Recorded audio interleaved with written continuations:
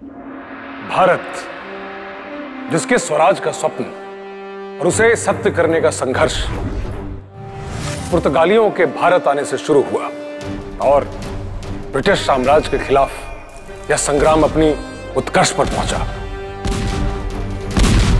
स्वराज के इस संघर्ष को एक नई दिशा, एक नया आधार, एक नया आरंभ मिला 1857 की क्रांति से।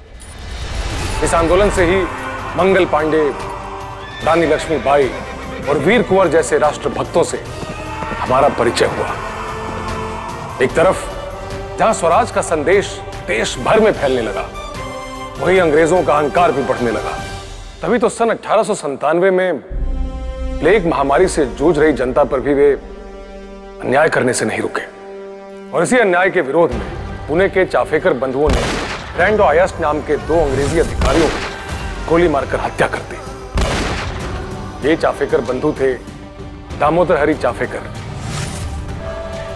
बालकृष्ण हरी चाफेकर और वासुदेव हरी चाफेकर, जो बाल गंगाधर तिलक को अपना आदर्श मानते थे। अंग्रेजी सरकार ने चाफेकर बंधुओं को फांसी दे दी। सन 1902 में अरविंद घोष के भाई वारिंद्र घोष ने अनुशीलन समिति का गठन किया था और बाघा जतिन ने युगांतर संगठन का। हमारे देश के वीरों ने अथक प्रयास किए और अंग्रेजों को बंगाल विभाजन रद्द करने पर विवश कर दिया।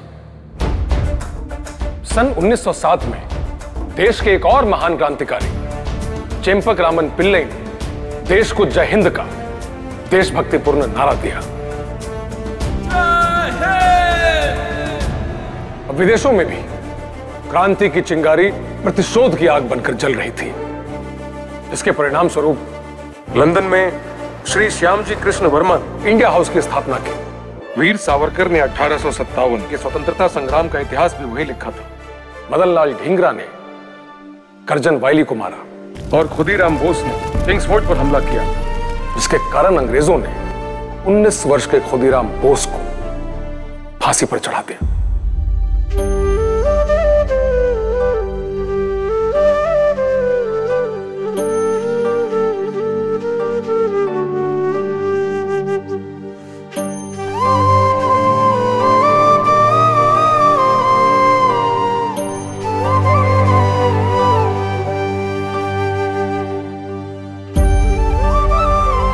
23 दिसंबर 1912 रास बिहारी बोस ने अनुशीलन समिति से प्रेरित होकर दिल्ली में वायसराय हार्डिंग पर आक्रमण कर दिया। रास बिहारी बोस पर 1 लाख रुपए का इनाम था और वो जिस रेलगाड़ी से जा रहे थे उसमें उनके बिल्कुल समीप चीफ पुलिस कमिश्नर भी बैठे थे, परंतु उन्होंने इस प्रकार अपना भेष बदला था कि उन्हें कोई पहचान नहीं पाया। इस घटना के बाद रास बिहारी बोस बड़ी कुशलता से कवि बीएन ठाकुर की नकली पहचान लेकर जापान चले गए और वहां जाकर उन्होंने जापान के भोजनालय में काम किया और भारतीय खाने को वहां प्रचलित किया। सन 1913 ये वो समय था जब सोहन सिंह भाकना ने कैलिफोर्निया और कनाडा के प्रवासी भारतीयों के साथ मिलकर गदर दल पार्टी बनाई। गदर पार्टी साम्राज्यवाद के विरुद्ध हथियारबंद संघर्ष का ऐलान और पूर्ण स्वतंत्रता की मांग करने वाली राजनीतिक पार्टी थी। इस दल के सलाहकार यानी कि थिंक टैंक थे लाला हरदयाल। सन 1914 में जब कनाडा जा रहे जहाज कोमागाटा मारू को अंग्रेजों ने लौटा दिया और कोलकाता बंदरगाह में उस पर गोलियां चलाई, तो पूरे देश में गदर की शुरुआत हुई और गदर पार्टी के करतार सिंह सराभा को महज 20 वर्ष में अंग्रेजों द्वारा फांसी दे दी गई। करतार सिंह सराभा वे महान क्रांतिकारी थे जिन्हें सरदार भगत सिंह अपना आदर्श मानते थे।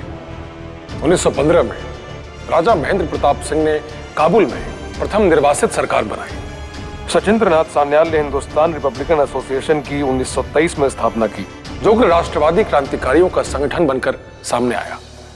क्रांति की अगली पीढ़ी और अधिक प्रखर सिद्ध हुई, जिसका सबसे चर्चित उदाहरण है काकोरी की घटना। सन 1925 में रामप्रसाद बिस्मिल, अशफाक उल्लाह खान, सचिंद्रनाथ बख्शी और राजेंद्र लाहनी ने लखनऊ के काकोरी स्टेशन पर रेलगाड़ी में जा रहे अंग्रेजी खजाने को लूट लिया और दूसरा ज्वलंत उदाहरण मिलता है 1928 के आंदोलन में। अंग्रेजी पुलिस ने लाला लाजपत राय पर निर्ममता से लाठियां बरसाई, जिसके कारण उनकी मृत्यु हो गई। इस घटना से क्रोधित होकर नई पीढ़ी के क्रांतिकारी सरदार भगत सिंह, सुखदेव थापर, शिवराम राजगुरु ने अंग्रेजी अधिकारी सैंडर्स की हत्या कर दी। चंद्रशेखर आजाद एक असाधारण क्रांतिकारी थे।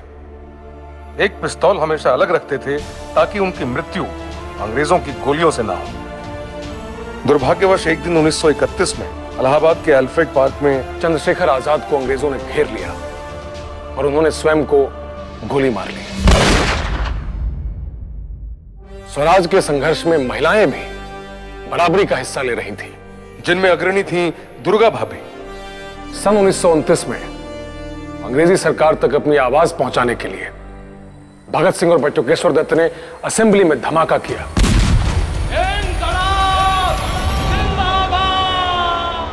इस घटना के बाद उन्हें जेल में रखा गया और वहां उन्होंने जेल व्यवस्था के विरुद्ध अनशन किए।